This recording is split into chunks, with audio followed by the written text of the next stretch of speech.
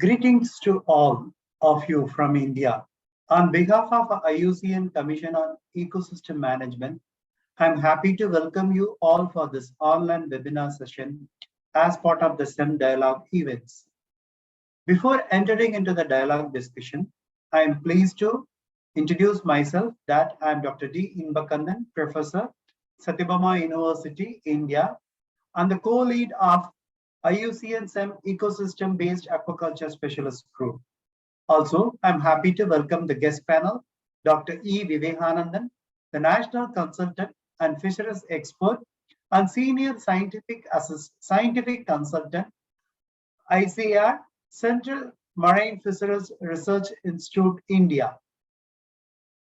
Due to the global demand for marine protein, aquaculture sector is upgrading their technologies to increase the production of aquaculture products, which is directly linked with the coastal and marine ecosystem, society, and technology adapted.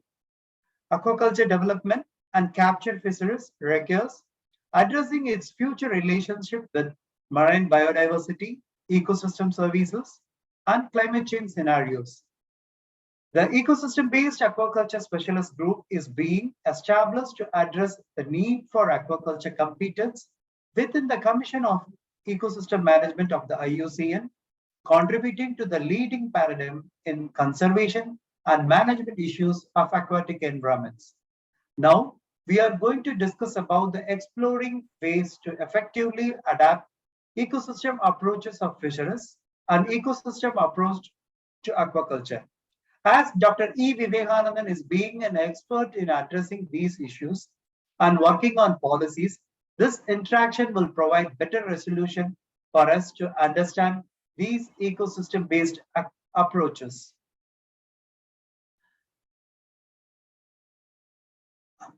Now, moving on to the session.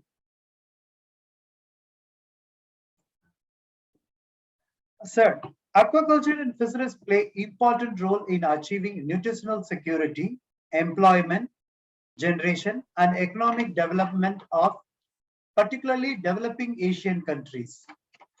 Aquaculture is stated to be the fastest growing food producing sector globally. What is this current status globally, sir? Yeah, Dr.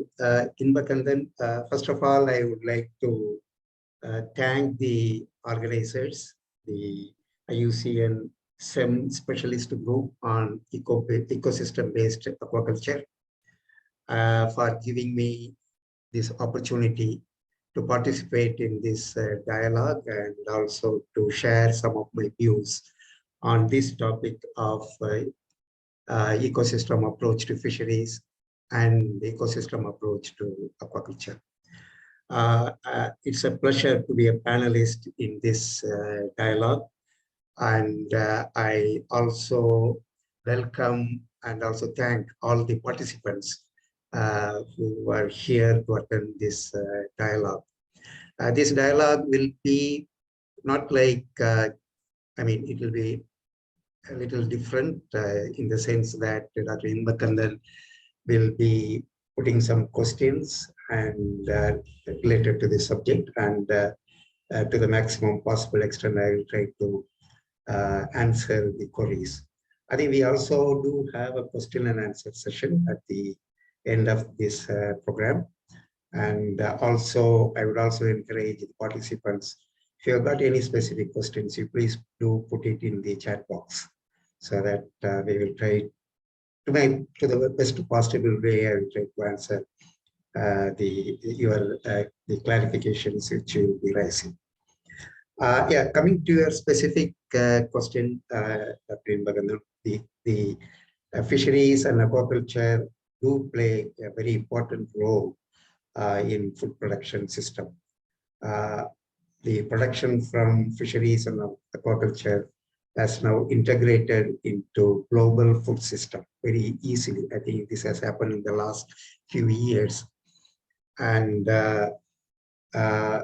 the primary producers, the aquaculture farmers and the fishermen, who are the primary producers of this important food system, have benefited largely, many of them, have benefited largely from good economic returns, and the consumers at the other end of the entire spectrum have benefited from year-round availability of food, which is very rich in protein and micronutrients. If you come to slightly into the statistics, so that to make things clear, I have borrowed the global statistics from Food and Agriculture Organization, which is the authorized, I would say, the agency to give global production or from global production from aquatic animals. So in 2020, for which the figures are available, the production from aquatic animals was 178 million tons. And if you take capture fisheries and aquaculture, these two contribute almost equally to this 178 million tons. You see the total sale value from these two subsectors. I call fisheries and aquaculture as two subsectors. If you take the first sale value in the year 2020, again, it was 460 billion US dollars. And if you see the tonnage of production, I said it is equally sharing both aquaculture and fisheries. But if you see the value, the aquaculture contributes nearly 2/3 of the total value. That is about 265 billion US dollars. So this is a difference as far as the economy is concerned. But if you see you asked for the current status. So if you see the trend in the production from these two subsectors, the trend has taken a totally different trajectory. If you see about 30 years ago, the production from captured fisheries was again about 85 to 90 million tons, and it has stagnated for the last 30 years at the same level, 85 to 90 million tons per annum. But on the other hand, if you take aquaculture production, it increased from 18 million tons to 19 million tons. That means that there is a 5-fold increase in aquaculture production in the last 30 to 40 years approximately. So why there is so much of difference in the trend? There are many reasons for this. One major reason as far as capture fisheries, why it is stagnating, is that the number of stocks, fish stocks, here by fish, I mean not only the fin fish, but also the shellfishes and the other aquatic animals which are being harvested for food purpose. So if you see the number of stocks that are fished, about 50 years ago, 90% of the stocks were fished at sustainable level, but now it is only about 67%. That means that only 2/3 are fished at a sustainable level, remaining 1/3 are fished at unsustainable level, and the stocks are not in a healthy state. Many technologies have been developed and applied to improve fishing techniques, processing techniques, and also to improve the value chain. There is extension of fishing grounds, and so many developments have happened in the capture fisheries sector. But since 1/3 of the fish stocks are not in healthy status, there is a problem here. That is one of the main reasons why the capture fisheries production is stagnating for nearly 3 decades. In aquaculture, on the other hand, there is no stagnation, and there's a lot of improvement in production, and many interventions have proved to be very productive as far as aquaculture is concerned.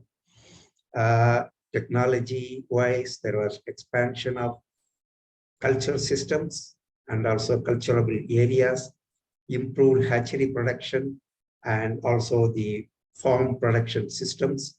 And there is enormous improvement in the feed technologies. There is also improvement in farm management as well as the value chain from aquaculture produce. right now, roughly about 400 species of fin fishes, shellfishes like shrimps, crabs, lobsters, and then bivalves like the mussels, scallops, clam, edible oysters, sea cucumbers, sea plants like seaweeds and kelp are being cultivated. But of course, though there are 400 species, only about 22 species contribute 75% to the total production. So this is the major the difference between the production trend between capture fisheries and aquaculture. I would also like to mention here that my presentation will be mostly on the global experience on not only the fisheries and aquaculture, but also on the ecosystem approach. I will not concentrate on any specific country during my dialogue. Yeah. That's a very informative answer from you, sir. And is it possible to sustain the production from the aquatic sector? Despite impressive contribution to nutritional security, there are issues within and from outside fisheries and aquaculture sector that seriously undermine sustainable incomes. What are the major issues the sector has to address to achieve sustainability? Yeah, you are absolutely right. There are several issues in both capture fisheries as well as in aquaculture. And some of these issues, I would say, are common to both these subsectors, and few others are specific to one subsector or the other. So I think this is very important that before we want to develop any particular sector, we should know about the issues that are being faced. Even if you want to do management measure, you need to know what are the issues that is there for the sector. So if you go to the issues, then in capture fisheries, unsustainable fishing practices, that is the major issues as far as the capture fisheries is concerned. So these unsustainable fishing practices lead to reduction in fish stock biomass, fish catch, as well as income to the fishermen. So what do we mean exactly by unsustainable fishing practice? Is one is overfishing, fish more than how much the stock can sustain, and then overcapitalization, larger boats, bigger engines, put more money, that put more number of boats, that we call as overcapitalization. And then the issue of bycatch, that is catching more juveniles, not allowing the fish to grow and reach a maturity stage. So actually every fish should be allowed to grow and spawn at least once in its life cycle. So if it is not able to do, then there is a problem here. You are catching more juveniles. And then another phenomenon is the IUU fishing, that is the illegal, unreported, and unregulated fishing. So these unsustainable fishing activities, it actually alters, it not only diminishes the fish stock, but also it alters the ecosystem structure and function. And again, it reduces the ecosystem service values. So change in the ecosystem structure and function is a sort of a serious issue.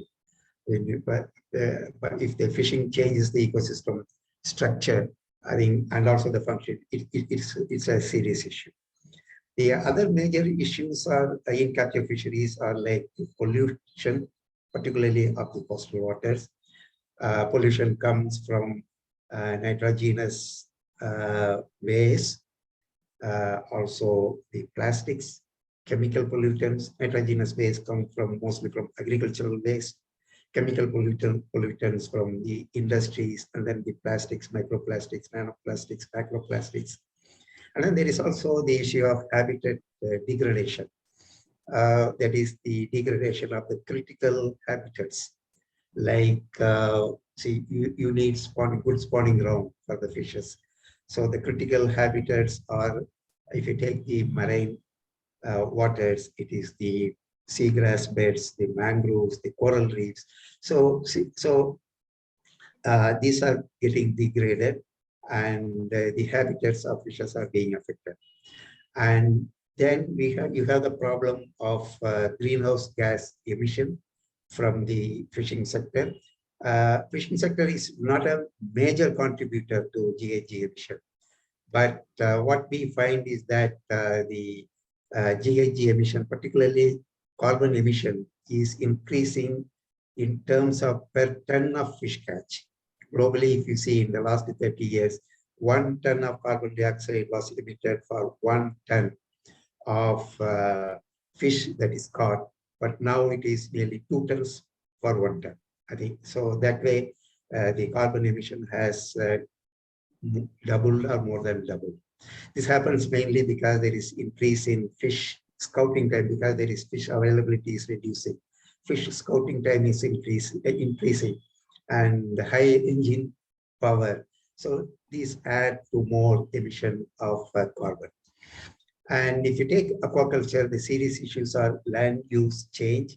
There is a conversion of agricultural farms into aquaculture farms in some instances, and then conversion of mangrove forest in some locations, conversion of coastal wetlands, which are very important to maintain the biodiversity. And then the other issues are like over intensification of stocks in the ponds, and also crowding in excess capacity in the ecosystem. For example, more number of cages than it is required, excess capacity in, let's say, in reservoirs. So this is another major issue. And then we have the common issue of diseases to the farm animals, and also if antibiotics are being added, there is resistance to diseases. So these are issues, but another major common issue for both capture fisheries and aquaculture is climate change. So we find in capture fisheries changes in fish distribution, and also changes in the phenology of fishes, and all this lead to decrease in fish availability, and also the physical damages to assets and properties of particularly those who are living very close to coastal areas, and also due to this also results in threat to human life. I'll just try to give a snapshot of the major issues that is there, which need serious attention to develop these two subsectors. Actually, it's quite interesting. You have given in a nutshell about what is the problem faced by the capture fisheries as well as by the aquaculture, and the common issues like pollution, habitat degradation, and climate change. And how to respond to these challenges, sir, caused by aquaculture and caused to the sector? What is being done and what improvement could be made? Yeah, certainly there are many initiatives that have taken place both in the public sector as well as in the private sector. These initiatives are very well adapted in some countries, but not so very well in other countries. There is a lot of disparity as far as these measures are concerned. There is also improvement in environmental stewardship over the past, let us say, a quarter century or so.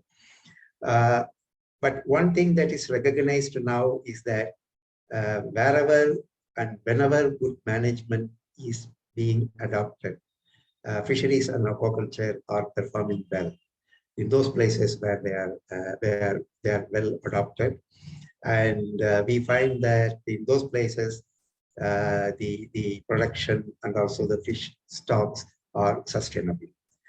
If you take capture fisheries, there are many management policies and plans like input and output control measures, which have helped greatly to regulate the fisheries. And there are also many interventions like ICAR that is integrated coastal zone management, the coastal regulation zone, the CRZ, and if you take India, there is Coastal Aquaculture Authority. These initiatives have greatly helped addressing the negative impacts of particularly aquaculture. And there are many other acts, water acts are there, biodiversity acts are there, wildlife protection act is there, and then pollution prevention acts. These are all very much important steps that have contributed very much to the development of these two subsectors. So in general, there is improved private and public sector governance, which has contributed to manage biological, environmental, as well as climate risks. Definitely, it is happening. And in this context, I would like to introduce ecosystem approach to fisheries and ecosystem approach to aquaculture. And because most of the measures which I mentioned above, because I have not mentioned many other measures, but I tried to put it in a nutshell. So most of these above mentioned methods are major and important constituents of the ecosystem approach. Thank you, sir. And there is some confusion and lack of understanding among stakeholders on the meaning and the intent of ecosystem approaches to fisheries and ecosystem approach to aquaculture. Can you provide an understanding on the concept of ecosystem approaches? Yeah, as you said, yeah, there is a lot of, I would say, a lot of clarity is required. I would put it that way. Still, there is a lot of confusion at every level, I would say, even from the managers, top bureaucrats, right down to the grassroots level. There is a lot of confusion about what exactly is this ecosystem approach. To put it, there are many definitions. Some of them are confusing, some of them are easy to understand. I would put it that ecosystem approach is a holistic approach that recognizes the interactions within an ecosystem rather than considering fisheries and aquaculture in isolation. They are not treated as separate entities because fisheries and aquaculture are embedded in the ecosystem. These are based on the concept that fisheries and aquaculture cannot be separated and they are within the social and ecological systems. So how it developed over the years for the EAF and EAA is that in 2003, exactly 20 years ago, the FAO adopted EAF after a lot of deliberations.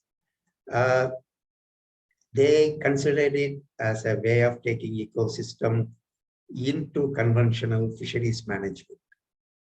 So again, after a lot of deliberations, in 2008, EAA, that is Ecosystem Approach to Aquaculture, emerged from discussions between the FAO and international aquaculture experts to move aquaculture development towards greater sustainability. Basically, EAA builds on the conceptual framework of EAF. So EAF was the forerunner and EAF followed later. To put things simply, an ecosystem approach is a strategy comprising three components: ecological well-being and economic well-being, supported by good governance. So these are three major components of ecosystem approach: ecological well-being, economic well-being, and good governance. So since we call it a strategy, the ecosystem is not what is done, it is how it is done. So that's why we call it a strategy. So when we want to adopt a strategy, we should have clear steps of how to do that. because it's a strategy which concentrates on how to do. So the steps that are undertaken, there are very clear steps if you want to adopt the ecosystem approach. These steps are common, either you want to do EAF or EAA. And the first important step is that you have to define the ecosystem boundaries, which is the ecosystem which you want to target to solve your problems.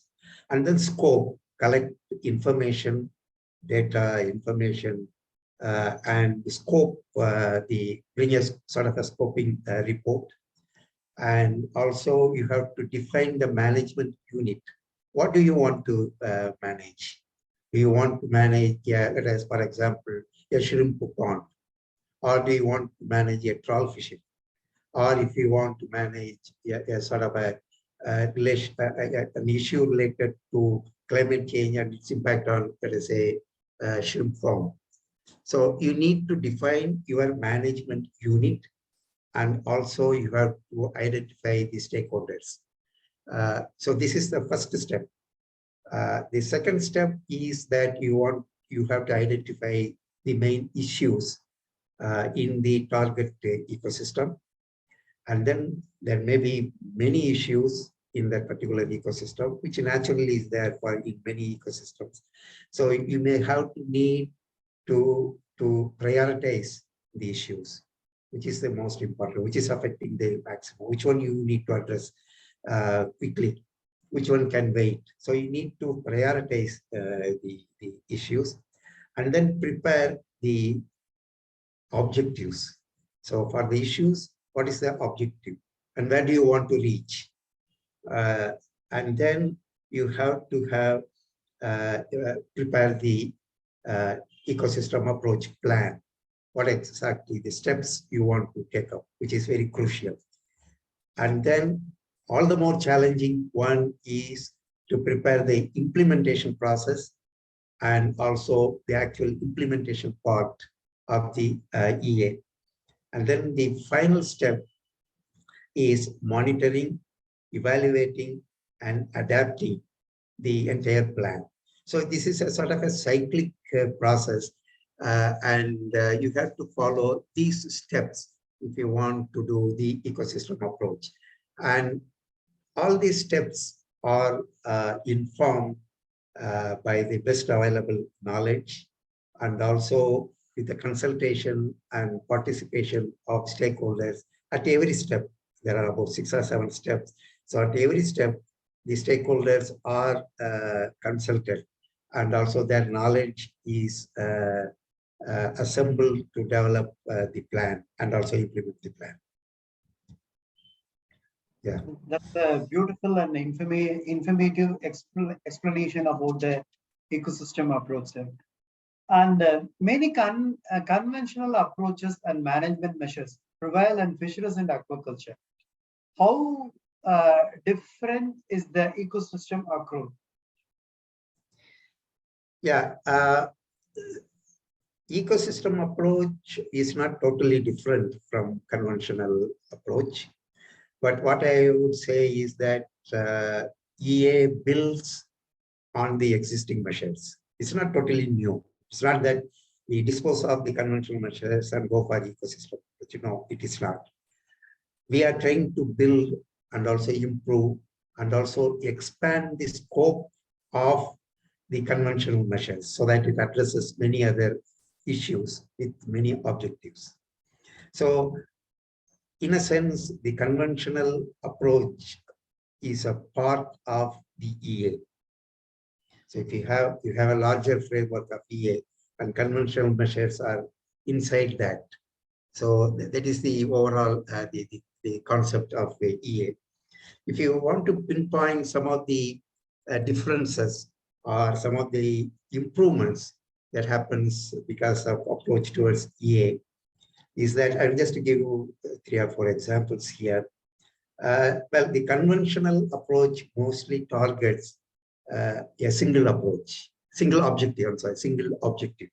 For example, if you take either aquaculture or captive fisheries, the single objective is mostly production. You want to improve the production. That is in most of the instances, that is the objective. But if you take EA, it is multiple objectives. You'll be able to address not only sustaining production or increasing production, but also to sustain the environment, for example, sustain the ecosystem, for example. So you can have multiple objectives. And then also conventional approach, mostly it is top down from the government or from the bureaucrats, comes to the ground level. And at the lower level, they have to follow what is being there in the law or in the policy. But here in EA, it is mostly participatory. So the policies are getting acceptance and also formulated and getting acceptance by the stakeholders. So it becomes a participatory type of management, or you can also call it a co-management.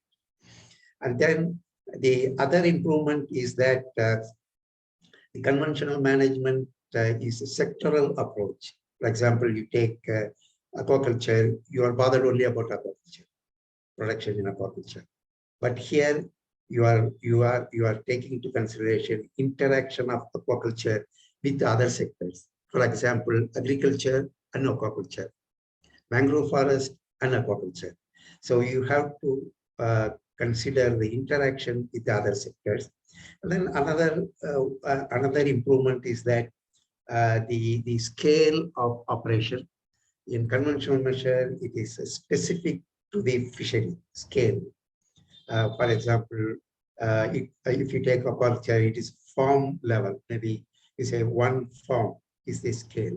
A single farm could be the scale of operation. But here you can take all the aquaculture farms in the entire district or in the entire maritime state. So the scale of operation could be much larger in a year. So what you call as a multiple scales can be included in EA. These are some of the, I would say, maybe difference as well as the improvements of EA over the conventional systems. Thank you, sir. Actually, there are two questions in the chat box. How to bring ecological health, economic health, and good governance together when understanding of sustainability is diverse among diverse stakeholders. For some, economy is main focus, for some, ecology, and how to bridge all within given framework of governance systems. Yeah, exactly. That is why what we call is that maybe I think when you go along, you may be able to give more clarification on this. That is how we call that it should be a participatory approach. If in one location, for example, in India, take Gulf of Mannar, you have what you call a biodiversity, which is rich in biodiversity. There is also good fishing there. So you have both these stakeholders there. So what is required is a consultation and also participation between these different stakeholders and come to a common consensus. I think this is actually co-management and participatory management is at the heart of ecosystem approach. I think I will stop here. Maybe when we go along, I think you may be able to get some. Exactly. Okay. Sir, and is there major difference in the approach between ecosystem approach to fisheries and ecosystem approach to aquaculture? Basically the components which I mentioned, the three components which I mentioned, ecological well-being and human well-being, good governance, these components are the same. Whether you take aquaculture, EAA or EAF, the principles are also the same. Principles are like multiple scales and the participatory. So there are 7 or 8 principles. They are also same. There is no difference. And also the steps which you have done, I just narrated 7 different steps. So these are also the same. But however, the difference will be the issues. Issues of aquaculture is different from issues of capture fisheries. And also, so when the issues are different, the objectives also will be different. So the goal where you want to reach also will be different. And certainly the stakeholders will be different. So the main, the component, principle, and steps are not different, but the issues, objectives, and stakeholders will be different. And here I would like to emphasize again that we have seen that the two subsectors have taken diverse trajectories in growth and development. So the focus of management will be different, definitely, between these two subsectors. If you take the focus of fisheries management, I would say it is mainly conservation and sustainability of natural resources, food supply security, and maximization, or I would say optimization of economic performance through control of fishing capacity, fishing effort, allocation of catch limits, catch quotas. But if you take aquaculture, of course, the economic performance comes again there. It could be, the focus could be on spatial planning, optimizing the carrying capacity of water bodies, maintaining quality of water, quality of seed, feed, and addressing diseases. This could be the focus for management of aquaculture. But at the same time, there are also interaction of approaches among captured fisheries and aquaculture. It is here the management focus converges. Fisheries provide feed and feed supply to aquaculture.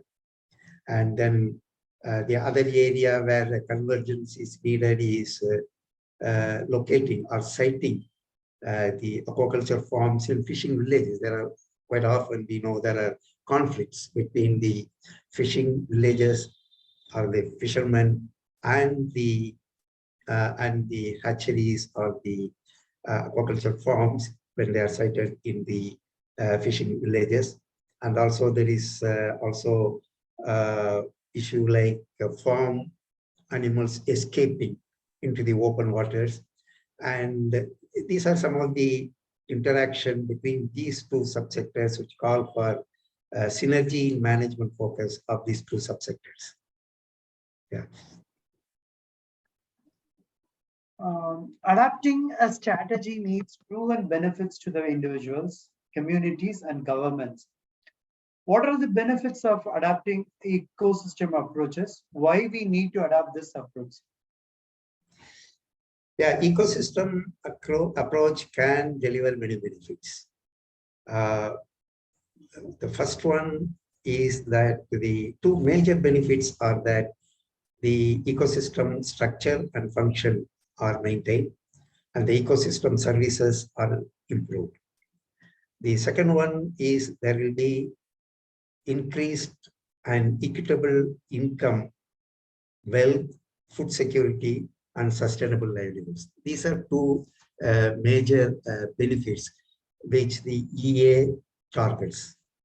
If it is implemented in a proper way, yeah, these are two major. But apart from that, there are many other benefits. Like, as I said, participatory management is at the heart of EA. And this participatory management or co-management helps resolving conflicts between two groups. Could be within fisheries, two groups of fishermen, or between aquaculture and capture fisheries. It resolves the conflicts, could resolve conflict between two countries as well if there is a transboundary issue. So when we call participatory management, it becomes transparent, accountable, traceable, and the result and the approach, entire approach, it becomes a collective responsibility of all the stakeholders. So somebody cannot disown and say that we are not part of it. And then it promotes, thereby it promotes cooperation and coordination among these sectors, the institutions, the entrepreneurs, government agencies at different levels. And also, as I said, between countries, if there is a transboundary issue, it can resolve the conflict, and also it can promote cooperation and coordination between the countries. And it promotes good communication between partners from higher to grassroots level. So again, going back to cooperation, it is possible to address multiple issues with multiple objectives. Like, for example, in one particular location, overfishing plus fishing conflicts plus climate change could be a group of the issues. And in aquaculture, fish diseases in farms and environmental conflicts could be a group of issues. So you'll be able to address multiple objectives, and also you'll be able to address higher level of objectives and vision implemented at a local level. It's not that you concentrate at a local level and say you give more subsidy, things like that. Okay, you try to address the larger issues with a higher level of objectives. And also, the scale of operation is flexible. It can be single species or many species, multiple species of fishery. If you take trawl fishery, it's a multiple species of fishery. So you have to, and also you can have gill net fishery and trawl net fishery together, bring these stakeholders together and try to develop a consensus and sort of a participatory type of management. And it's also adaptable. By adaptable, I mean that you can revise the performance. You can revise and evaluate the performance. So you will be able to learn from the mistakes that are committed, and you will be able to revise it. And in many instances, a lot of information, scientific information may not be available, but there is a way in which you can do precautionary type of approach. So this will be suitable even for conditions where the data availability is poor. So all these things put together, if you put together all these things and bring it to the table, then you reach a good governance there. So this is possible only through good governance. So the good governance has to support this. And once this is supported, then you achieve good governance. Even labor rights are being resolved in some instances, market issues. And if you have the participatory type of management with a large number of stakeholders, it's easy to get financial resources, either from the government or or any public or private sector. These are some of the, I would say, the benefits. Yeah. Well said, sir. But where and how to initiate this? Yeah, it is very lengthy process, very lengthy process. It's not that you try to find the solution immediately. Of course, in many cases, we are not full solution for 30 years.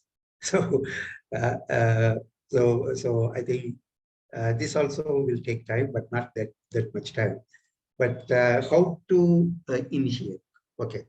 I think there are a few options how to initiate, but I would say that the options are to go step by step.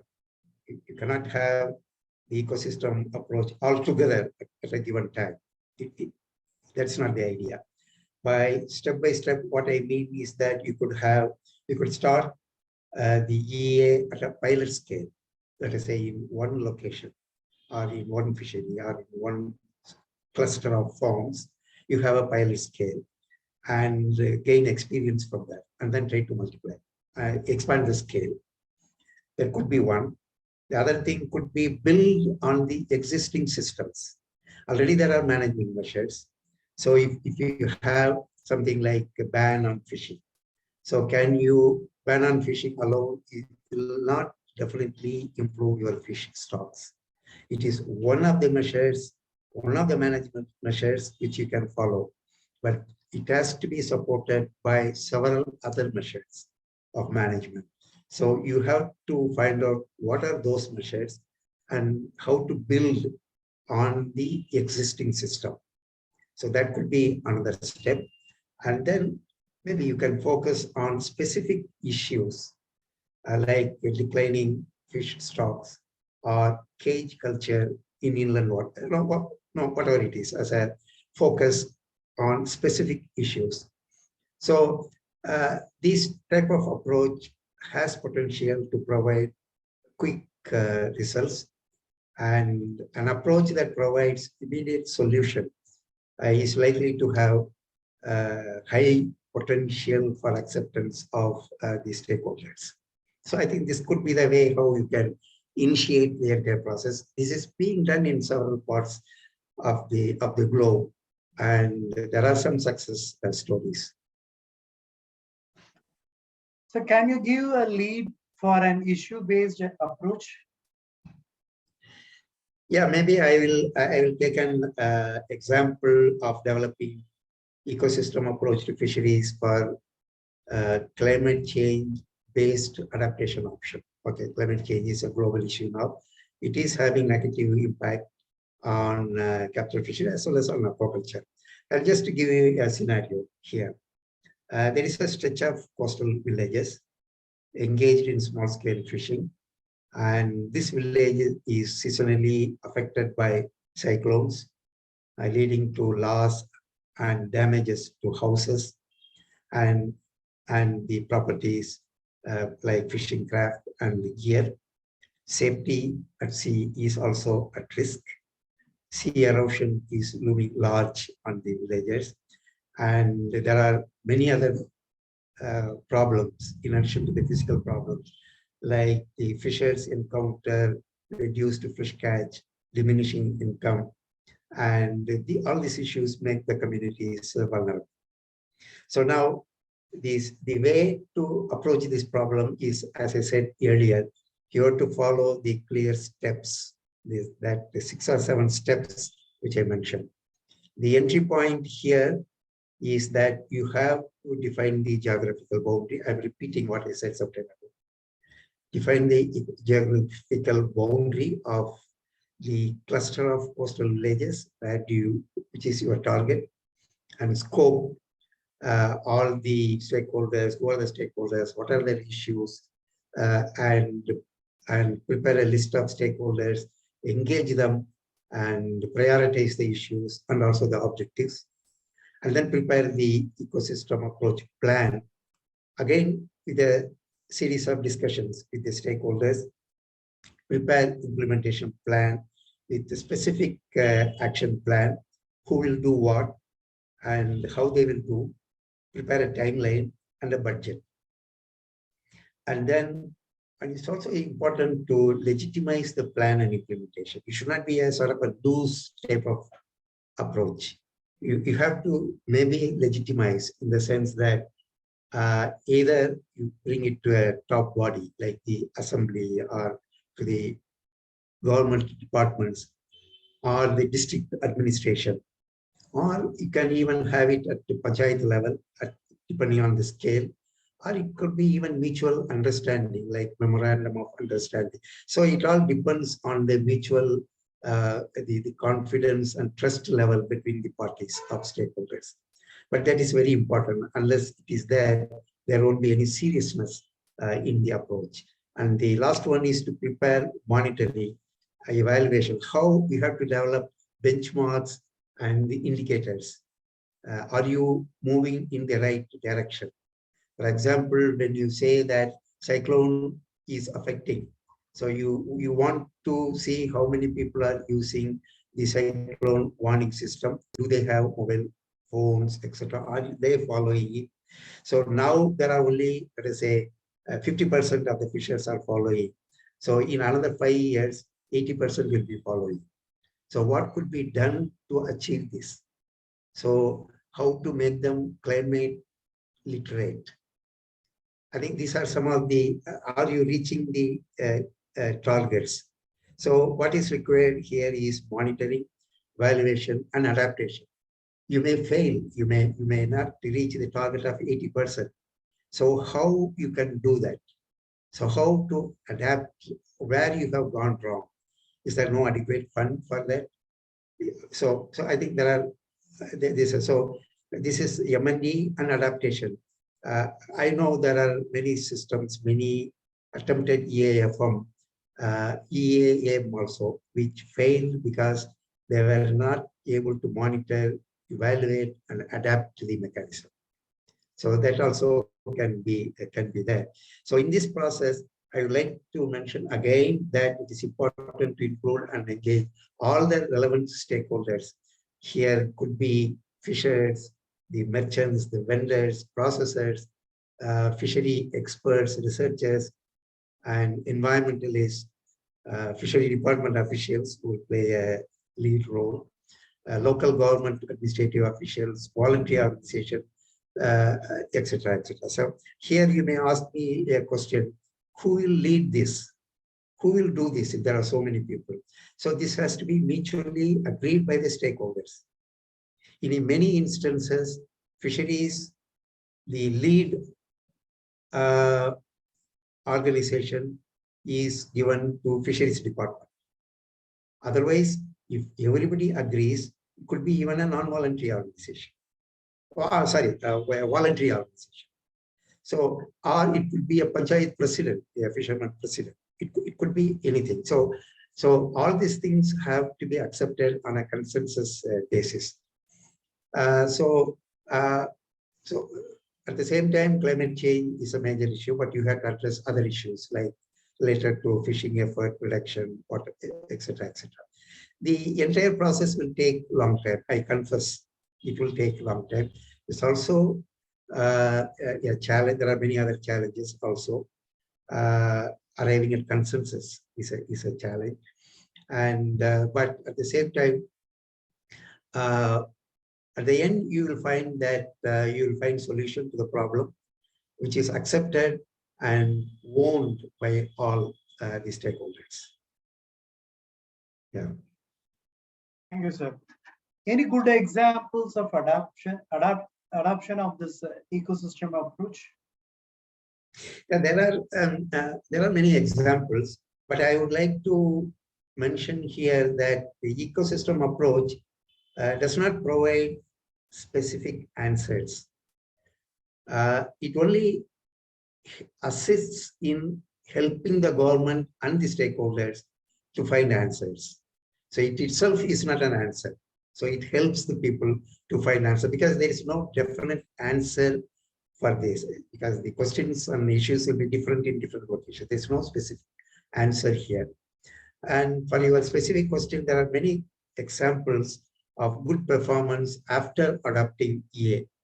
One example could be in many places, particularly in capture fisheries, the designated marine protected areas are examples or ambitious whole site approach to management to recover biodiversity as well as fisheries in the nearby areas of India. Regulating fishing activities by ban on restrictive fishing methods, but allowing less restrictive fishing methods in MPAs by mutual consent among stakeholders has shown increase in biodiversity and also increase in fish abundance.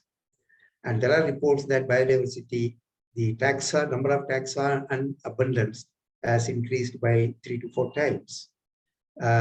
Inside the MPA, compared to open waters, when you follow ecosystem approach. MPA itself is not entire ecosystem approach. MPA is a part of ecosystem approach. So when you apply ecosystem approach to MPA, it has the capacity to increase the biodiversity as well as the fish stocks. Similarly for aquaculture also, if you take, for example, aquaculture in kelp forests, which is done in other countries, improved restoration efforts with the local population has yielded greater fisheries productivity and also alternate livelihood. I would also like to mention here, there are many examples that are partially fulfilling EA. In fact, every fishery and aquaculture system, you may ask whether a country like India is doing EA, EAF or EAA. Yes, every country is doing partial EAF and EAA. At some level or at maybe at a high, maybe at a larger level or at a smaller level, the ecosystem is being followed in fishery and aquaculture system. For example, the regulatory frameworks such as, which I mentioned earlier, Fishing Act, implementation of Fishing Act, CRZ, ICAR, CAA are all part of EA. And there are also, I would also like to mention here, there are also failures, as I mentioned, unless you follow the steps and implement them properly. There are also failures, as I said earlier, simply because you are not following M&E and proper adaptation. And if your plan is not good and you are not adapting, when you are progressing through the different steps, the entire practice is bound to fail. So you have to be careful at every step and get the opinion and the participation and engagement of the stakeholders.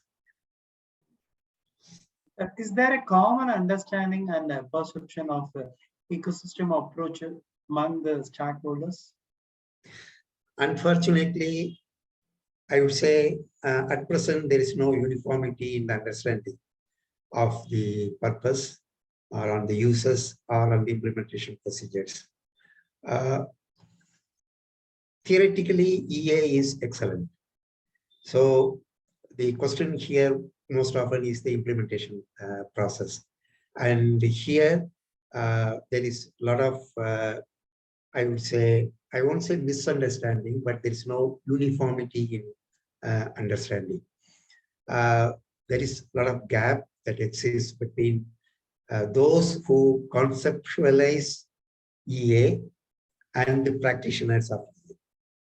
Okay, so there is a misunderstanding. I would say I will use the word misunderstanding here on the word ecosystem itself. So ecosystem, normally many people think that it is the environment and the animals. It is not simply environment and the link between animals and the environment. But here we have to understand that ecosystem comprises human beings as well.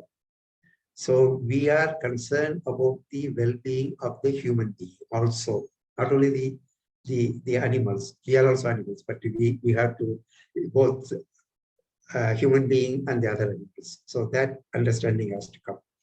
So how to improve this understanding is that to begin with, use EA as a conceptual guide. It's a concept. It's a guide of, there are many guidelines for EA implementation and approach. FAO, EU, there are many, plenty of guidelines out there. So use it as a guide first, the EA, towards sustainability, and then relate to the development of particular fishing or farming activity. Use the concept for development of fishing or farming activity. For example, gillnet fishery can incidentally remove many megafauna like the turtles, dolphins, etc. So developing gillnet fishing by reducing incidental capture of ETP species, endangered, threatened, and protected species. There are ways how to reduce the incidental capture of these species in a gillnet fishing. So you have to inculcate it to the fishermen, help them. So in this case, you can give subsidy how to do this, and so reduce the ETP species harvest, and at the same time you develop the gillnet fishing. So this could be one approach.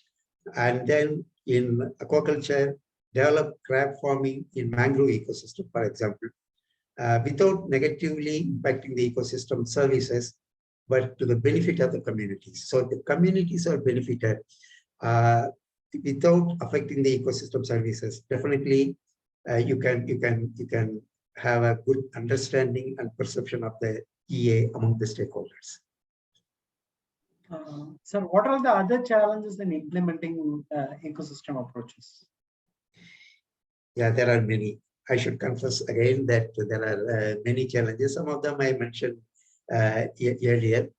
Particularly, I would say that the implementation is a greater challenge. And I think if you list down the implementation challenges, the understanding among the institutions and the humans, and also the capacity issues in implementing this stand out as the salient constraints. The other constraints are like competing objectives among stakeholders. So stakeholders, there are different stakeholders. Some may want this, some may want some other thing.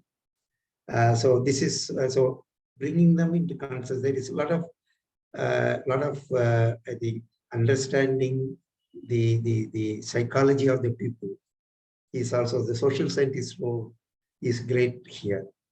And then difficulties in interagency cooperation between the ministries, between the Fisheries Ministry, Environmental Ministry, and many other, Water Ministry.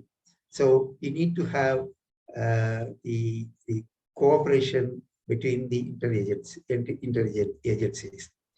And then also deciding the ecosystem and the administrative boundaries. So you need to define, this is the ecosystem which you want. So here also, on many occasions, we have found that there are challenges here. Another major challenge is that sometimes it may be costly to implement this. And of course, as I said, it's very time consuming. What we have observed in our personal experience is that the fishers and the farmers are interested mostly in solving their immediate problems and finding short-term solutions. So most of our colleagues here, they know that if you approach the fishermen, they will say, we want subsidy, we want more compensation. So that is what short-term benefits. This is a challenge. And so what we find is that the priorities of the primary stakeholders, like the fishermen, are not always aligned with the goal of sustainability. And it's also found that concern on ecological well-being is not great in many instances in the two subsectors, whereas concern on human well-being is not great among the environmental stakeholders. So these are some of the conflict of objectives which have to be resolved when we start, when you adopt the EA. Another important message which I would like to hear is that the challenge of implementation or challenge of implementing or adopting EA is that it is great in places or in countries where conventional management is not firmly rooted. If there is a conventional management, either aquaculture or capture fisheries, if it is firmly rooted, you can go to the next step. So you have to go from the bottom step by step. I used to give an example that you cannot aim to reach top of a 10-story building without staircase, without a ladder. You need to go step by step. Only a Spider-Man can go to the top 10th floor. We human beings cannot go. So this important message I would like to give. Sir, what are the ways to ensure adoption of the ecosystem approach? Yeah, this is a very critical question, I would say. We cannot find a uniform answer for this. One size doesn't fit all. Okay. So it could be country specific, could be location specific, could be issue specific. So as I said just now, the countries where conventional management is firmly in place, they find it relatively easier to adapt EA. Okay, this message I would like to emphasize again. Apart from that, the general ways are that there is no quick fix solution here. One thing what we need to know is to improve the data systems or to improve the knowledge, available knowledge to support the information requirements, awareness raising among the public among the stakeholders, capacity development at every level, from the top level to even to the political people, and also the bureaucrats to the lower down. And then communication and improve dialogue with the local stakeholders. Continuously, we have to have conversation with them. Then, as I said, improved interagency coordination, effective implementation of conventional management measures like the Code of Conduct for Responsible Fisheries, Fishing Acts, which are there in many countries, and then integrate these measures with the environmental considerations, and then engaging with the political level process to get their support, and establishing pilot schemes and projects. These are some of the, and another main thing is to mainstream, and by mainstreaming, I mean funding, which has to be long-term funding for at least 5 to 10 years to see that implementation of EA realizes positive impacts. It's a hard way of doing, but I think it is possible. Yeah. What is the way forward for the implementation of the ecosystem approaches in the next decade? Yeah, next decade, I think we have to, because, you know, in the last couple of decades, a lot of issues have emerged and a lot of developments are happening. The aspirations of the countries are definitely, it is very much on the rise. There is a lot of call for environmental sustainability and also economic development. So I think these are some of the things which we have to consider and incorporate into EA. I think EA should link to developments such as blue economy and can say sustainable development goals, just to consider sustainable development goals, and then climate smart fisheries and aquaculture. Climate change is a in thing now. And then consider marine spatial planning, MPA, CRZ, CM. So these are all part of EA. I would like to mention like that. So MSP is coming. Many countries are trying to implement MSP. So I think if MSP is there in the country, it is easy to link EA with the MSP. Only thing is how to do that. There has to be some intervention. So if these type of measures are there, if there is a MPA, then, and if there is a climate, let us say, climate adaptation mission, let us say, so you can link EA into that, and and then value chain improvement, that is also very, very important. And then I think if you can do all these things, you can try to improve the ecosystem services. So try to build upon the priorities of the country and the stakeholders and go step by step. It's not that you try to do everything together at once. That's not the thing. And the other things way forward is that you have to co-evolve with other sectors and initiatives. So now if you talk about climate change and fisheries development, you need to do it with environment department. So you have to co-evolve with other sectors and initiatives. And another important aspect is that the adoption of EA require a much tighter coupling of science, policy, and management. You need a strong science policy interface. That should be in the way forward. And I would also mention here that creating an enabling environment is essential. This can be given by the government and also maybe some private sector. So governments need to include EA into their fisheries and aquaculture development policies, strategies, and development plans. I think these are the important things which have to consider if you want to adopt the EA maybe in the next 10 years or so. Sir, actually, before going to the concluding remarks, I just want to share the questionnaires in the chat box. Actually, this is from Dr. Harini Santanam. Thanks for your wonderful explanation. Can a balance between EBA approaches for coastal aquaculture industry with mechanized fishing in the open sea help to control overcapacity fishing by contributing at least particularly to the food security? Yeah, mechanized. Actually, if you take our country, see, if you take our India, I mean, if you take India, mechanized fishing is controlled only through seasonal fishing ban, and also the other like meshes regulation and things like that. To some extent, it has helped to reduce the fishing effort.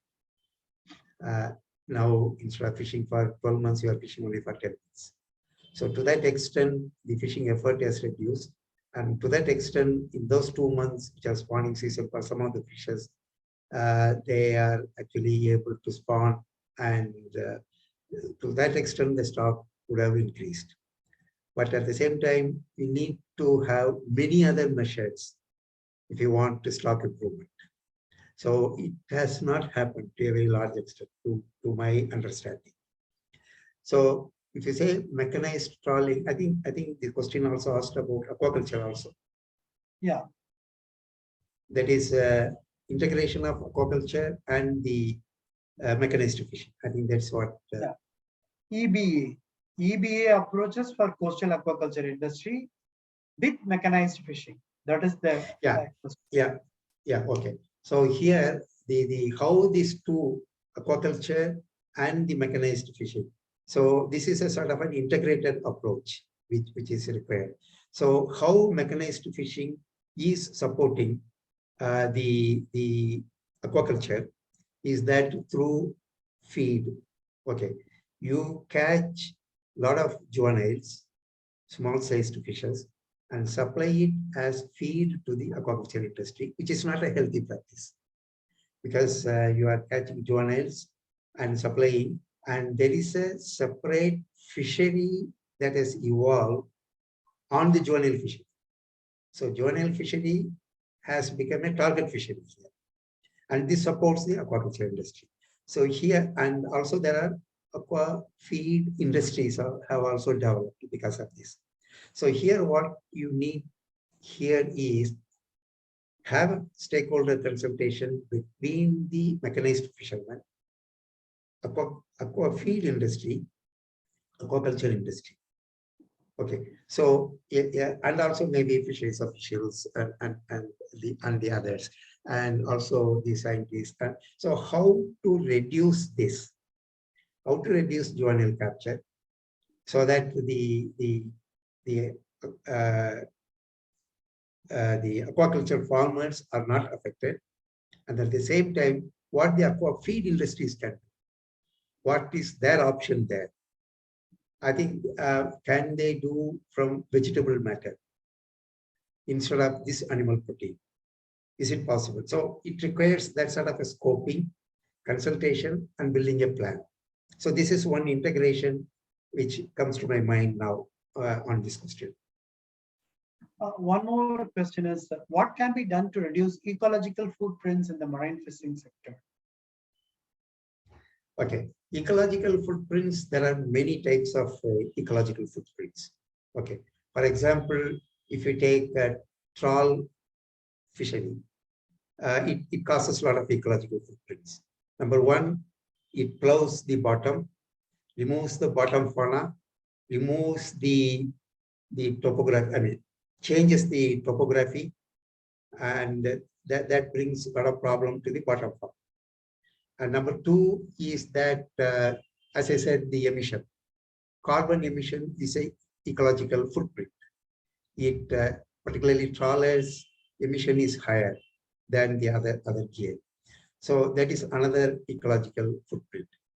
The other footprint is capture of the juveniles or the bycatch and the discards, and also the capture of the ETP species. These are all ecological footprints. So if you target to reduce ecological footprint of, let us say, the trawlers. So what exactly is the ecological footprint of your target trawl area? Is it bycatch issue? Then you have to address it accordingly. You have to increase the mesh size and you have to advise the fisher, you know, that sort of a thing. And if it is due to, let us say, footprint is due to, let us say, disturbing the bottom fauna, then you have to use not use the heavy chain in the gear, and use slightly off bottom gear. So like that, you have to have different types of approaches depending on the issue which you will be facing. The one more question, I hope this will connect to that. Our gears are targeted for multi-fisheries. Even the gill net is targeting a particular size of fish. Though we say EAF, how it is possible in a complicated tropical fisheries system? Yeah, see, EAF can, a single, what we are doing now trying to do is mostly a single species type of management in most of the instances. So here, what probably we can do is multi-species is definitely a very challenging question. You may not find immediate answer also here. But when you say like, see, for example, we say multi-species, at the same time, it is also multi-gear. Okay. If you take one particular species, for example, Indian mackerel. Indian mackerel is targeted by trawl, by gill net, by ring net, by ring seed, and many other smaller gears also. So it is not only multi-species, but also multi-gear. So what you have to do is, which are the species which you want to protect? For example, some species may be at a very unsustainable level. So what are those unsustainable? That's why we need information and data. So what are the unsustainable stocks in that multi-species fishery? And what are the gear that are targeting those species? You try to reduce that. You try to bring more stringent measure on those. Okay. So if you say, for example, if you see the oil sardine, the mackerel, which are all caught by the ring seed and the gill nets, we need to do the management measure when the stocks are at a very low level. They are affected by the environment. Environmental factor also we should not forget. So due to some environmental factors, they are at a very low level. And at that time, you have to apply your management measure. Otherwise, it is very difficult for those stocks to come back to the fishery. So you have to act according to the situation. So you have to clearly say which are the unsustainable stocks, which are the sustainable stocks. And for the unsustainable stocks, you have to find out what are the gears which are targeting, what are the specifications of those gears, what mesh size, what is the hanging ratio, and then give management advisories so that you can protect those stocks. So this is again possible in a system like co-management. So that is how I think you can, it is very, you can flexible and you can make it very adaptable. So, in the earlier example with regards to climate change, how we can stop cyclone, kindly throw more light on this, and how it's applicable in MDTN fisheries where a lot of bycatch is there. MDTN, actually this is MDTN, maybe multi-day trawler. Exactly. Trawl How to reduce bycatch. Okay, there are two questions here. Actually, how the cyclone is being impact on MDTN fisheries? That's what the question. Cyclones impact on MDTN fishery. In the earlier example with regards to climate change, how we can stop cyclones? Kindly throw more light on this. and how it's applicable in MDTN fisheries where a lot of bycatch is there? I think these are two separate questions. Questions, exactly. One is cyclone. Yeah. We cannot stop cyclone. We have to adapt to it. Yeah. We have to adapt to this. So how to adapt to this? There are many measures. So one thing is follow weather. First thing, there should be weather warning system should be, yeah, is two separate questions. Cardiac security has asked. These are two separate questions. So for cyclone, we need to develop a good cyclone warning facility, which I think to a very great extent, our country has progressed. We do get good cyclone warning. And also we have to know how much the fishermen are following the cyclone warning and how much they are refraining from going into the sea. These are some of the things. And the other thing is to protect the, because of sea level rise and cyclones, do not follow the CRZ rules and the ICCM rules that don't construct your facilities within the 500 meters from the high tide line. I think these things will, to a very great extent, save the properties and also the assets of the government as well as also on the fishing population. That is as far as the cyclones are concerned.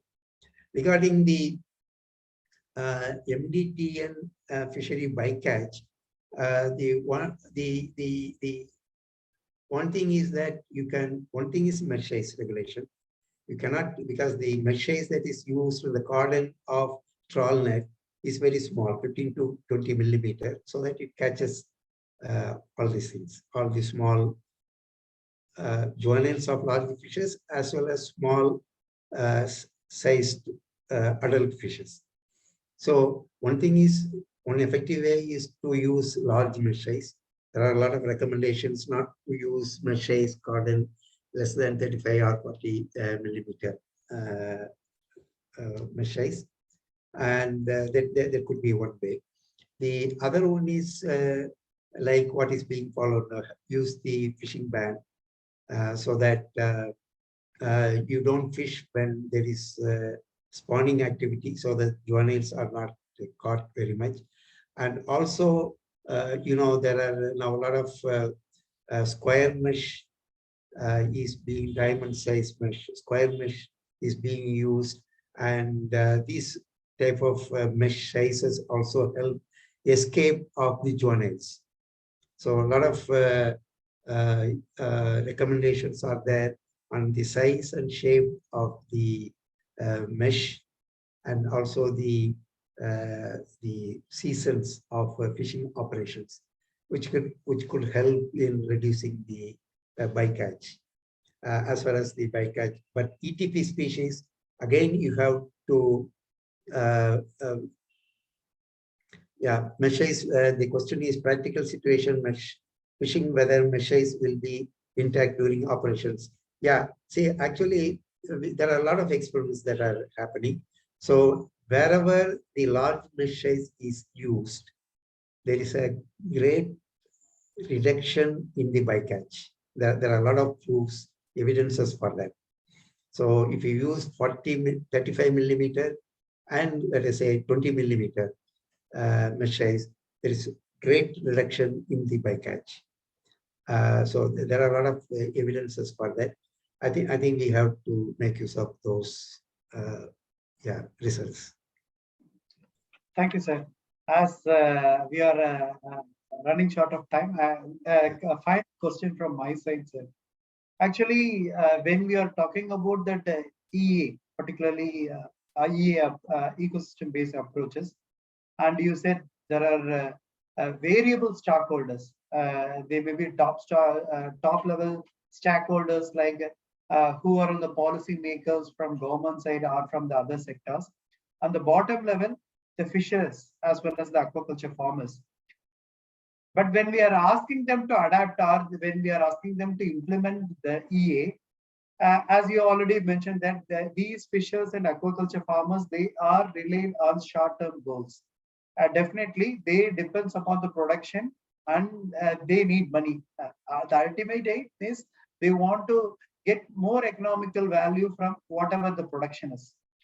So when it is being as the bottom level approach of this fishermen, they depend upon the production, and the policymakers who are all in the top level, who how they will answer on the production based when they are talking about the EA approach.